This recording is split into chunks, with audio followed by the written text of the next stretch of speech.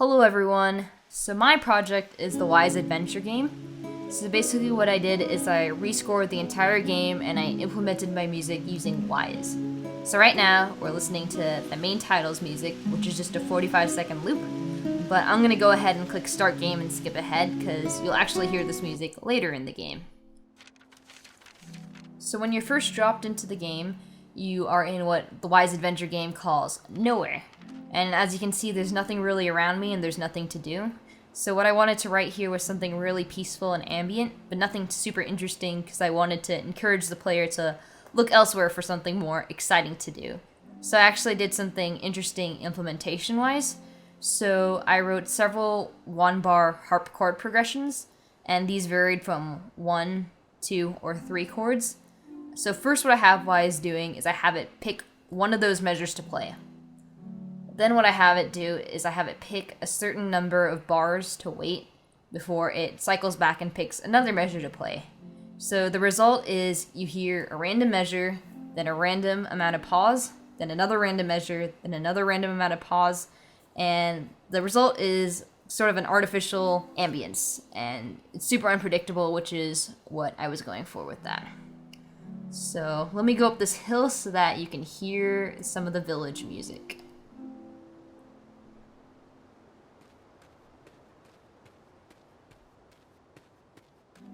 So you'll hear it crossfade very soon. There we go. So as you can hear, as I said earlier, the village theme is the same as the main title's music that I wrote, except it's in a different key. The only difference here is the way I implemented it. So here there's also a version without the melody. So the first time you hear it, it always plays with the melody. The second time, it decides whether to play with or without the melody randomly. And the third time, it doesn't play with the melody. So that just adds a little bit of variety throughout it. So now I'm actually going to skip ahead so that we can get to some more exciting parts of the game so you can hear more music.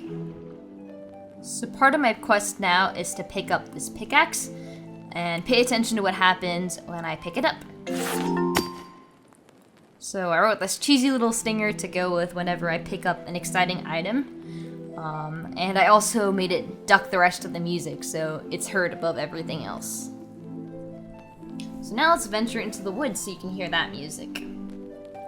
The woods music is pretty interesting because I had to make a day and night version. The day version is just a major version of the night, so you can hear the night version now. Both are based off of 3 stems, a marimba, an English horn, and a double bass. The marimba plays the whole time and the others randomly decide whether to play or not.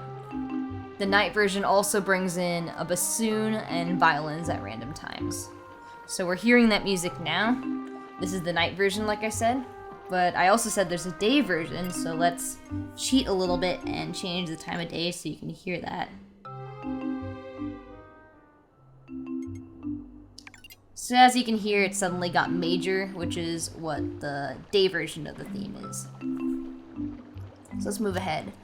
The woods are the first instance where we'll encounter some enemies, and I actually wrote some original battle music for this, so that'll be exciting to hear.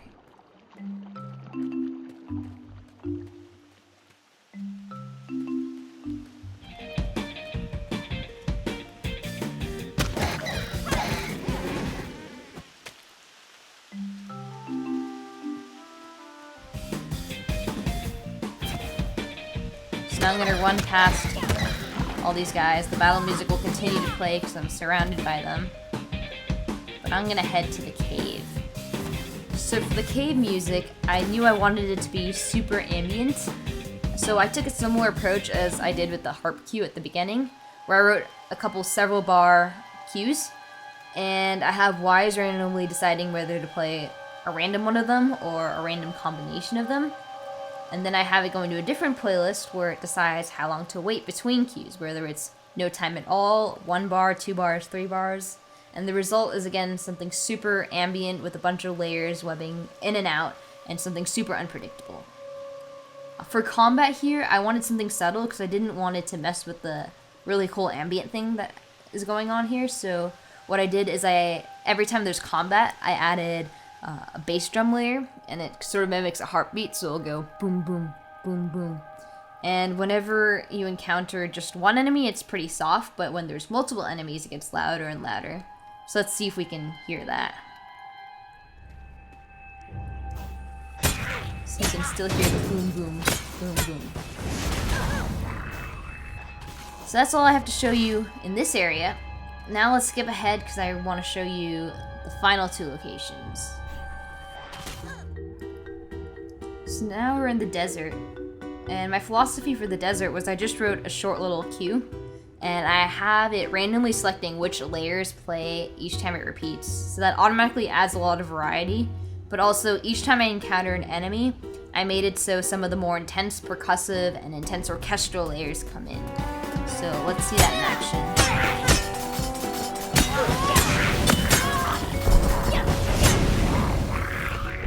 So you heard it was super intense when I was fighting them, but now it's settled back down. So I'm actually gonna run through here. So you can hear the intense version one more time. And then now that I'm gone, you should hear it fade back into the more calm version of desert. So now it's time to venture in our last section, the dungeon. Dun dun dun. The dungeon was super interesting because I wanted to write something super epic because it's the dungeon, but I didn't want to use percussion because I wanted to save the drum set for when there was battles. And the drum set's also super exciting, so I thought it would add excitement to the game. A lot of my philosophy in writing some of these combat cues was the fact that there's not much to do in this game, so sometimes combat is the most fun thing to do, which is why I approached a lot of my combat cues from an excitement approach rather than an intensity approach. And the way I have just the regular layers going is I made several 4 to 8 bar cues, and each of them have several layers. So it randomly picks which of the cues to play, and it also picks randomly which layers within those cues are going to play. So this one has a lot of variety as well.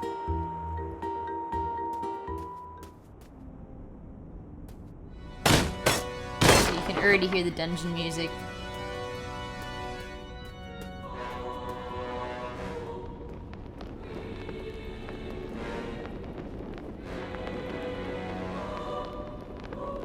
Now let's hear what happens when we encounter an enemy. The drum set comes in, which makes it super exciting.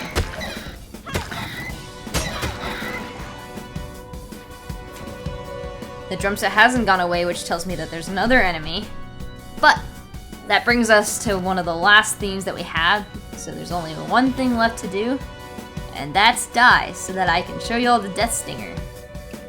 So let's do a little self-sacrifice here.